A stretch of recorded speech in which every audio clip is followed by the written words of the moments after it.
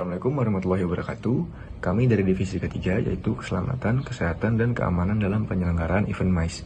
Pada kesempatan kali ini, kami akan memaparkan tentang perencanaan keselamatan dan kesehatan kerja event yang menjadi salah satu aspek penting agar kegiatan berjalan aman, tertib, dan lancar. Sebelum masuk ke materi, izinkan kami memperkenalkan anggota kelompok kami. Ada saya sendiri, Ahmad Komedi Ali, lalu Zalfa Khairunisa, Muhammad Dafariansyah, dan Felix Auro Firdaus. Kami bersama-sama akan menjelaskan bagaimana penerapan K3 dalam sebuah event. K3 atau Keselamatan dan Kesehatan Kerja merupakan upaya untuk mencegah kecelakaan dan menjaga keselamatan semua orang yang terlibat dalam kegiatan event. Upaya ini meliputi perencanaan, pengawasan, serta pengendalian terhadap potensi bahaya yang bisa muncul selama acara berlangsung. Jadi, penerapan K3 bukan hanya tanggung jawab panitia keamanan, tetapi juga mencangkup seluruh panitia dan peserta agar kegiatan bisa berjalan aman, tertib, dan tanpa gangguan. Selain itu, K3 juga termasuk penyedia fasilitas keselamatan, pelatihan, dan prosedur darurat untuk memastikan perlindungan optimal bagi semua pihak. Tujuan utama dari penerapan K3 dalam event adalah menjamin keselamatan peserta dan panitia, memastikan kelancaran jalannya acara, serta melindungi fasilitas dan lingkungan sekitar lokasi kegiatan. Dengan penerapan yang baik, K3 bisa mencegah risiko seperti kecelakaan, gangguan teknis, atau masalah keamanan yang bisa menghambat jalannya acara. Dalam pelaksanaan event, ada beberapa potensi bahaya utama yang harus diantisipasi, yaitu kerumunan dan risiko desak-desakan yang bisa menyebabkan cedera atau kepanikan, bahaya listrik terutama pada peralatan dan instalasi, kebakaran, cuaca ekstrim jika acara dilakukan outdoor, infrastruktur panggung yang tidak stabil, dan lalu lintas serta akses kendaraan yang bisa menimbulkan risiko kecelakaan. Dengan mengetahui potensi-potensi ini sejak awal, kita dapat menyiapkan langkah-langkah pencegahan dan rencana tanggap darurat yang tepat, seperti selanjutnya, pengendalian risiko. Rencana pengendalian risiko saat event diadakan.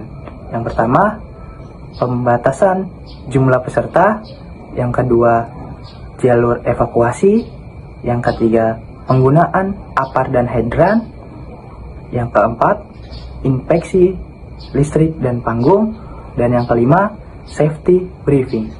Selanjutnya, tim K3. Struktur tim K3, keselamatan, kesehatan, dan keamanan pada event. Yang pertama ada petugas keamanan. Yang kedua, tim medis. Yang ketiga, fire safety team. Yang keempat, marshal area. Dan yang kelima, koordinator keselamatan. Assalamualaikum warahmatullahi wabarakatuh. Perkenalkan, nama saya Zalfa Khairunisa Ahmad. Saya dari divisi K3, yaitu Kesehatan, Keamanan, dan Keselamatan. Di sini saya akan melanjutkan presentasi dari kelompok saya yang sebelumnya dengan materi yang pertama itu emergency plan atau rencana keadaan darurat. Nah, pertama kami ini akan memastikan adanya jalur evakuasi yang jelas dan mudah diakses oleh seluruh peserta serta dicantumkan pada signage acara.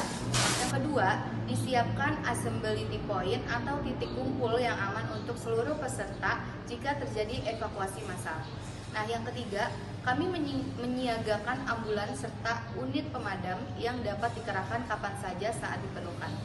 Yang keempat, kami akan berkoordinasi dengan instansi terkait seperti rumah sakit terdekat, pemadam kebakaran, dan aparat keamanan untuk memastikan dukungan tercepat jika terjadi keadaan darurat. Selanjutnya, emergency plan itu merupakan langkah antisipasi agar tidak terjadi insiden proses evakuasi, pertolongan, dan penanganan bisa berlangsung terarah, cepat, dan aman untuk semua pihak.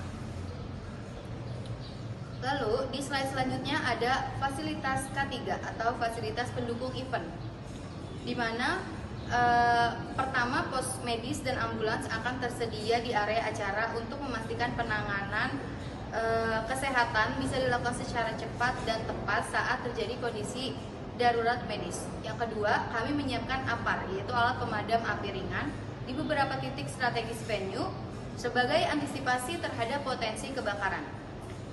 Dan tim telah dilatih untuk menggunakannya juga. Ketiga, area event akan dilengkapi CCTV untuk memantau keamanan dan memastikan respon cepat terhadap setiap kejadian yang mencurigakan atau berpotensi membahayakan. Yang terakhir, tersedia pengeras suara dan sistem informasi darurat yang akan digunakan untuk memberikan instruksi kepada seluruh peserta event saat terjadi keadaan darurat atau evakuasi.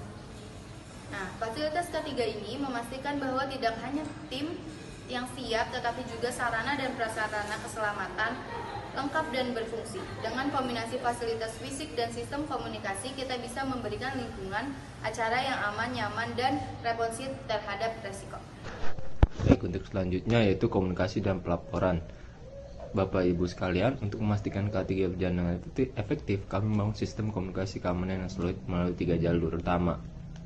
Yang pertama, HT dan grup koordinasi untuk berkomunikasi real time antara petugas. Yang kedua, ada pusat komando sebagai sentral informasi dan pengambilan keputusan. Dan yang ketiga, sistem pelaporan insiden. Nah, agar setiap kejadian atau potensi bahaya segera ditindaklanjuti.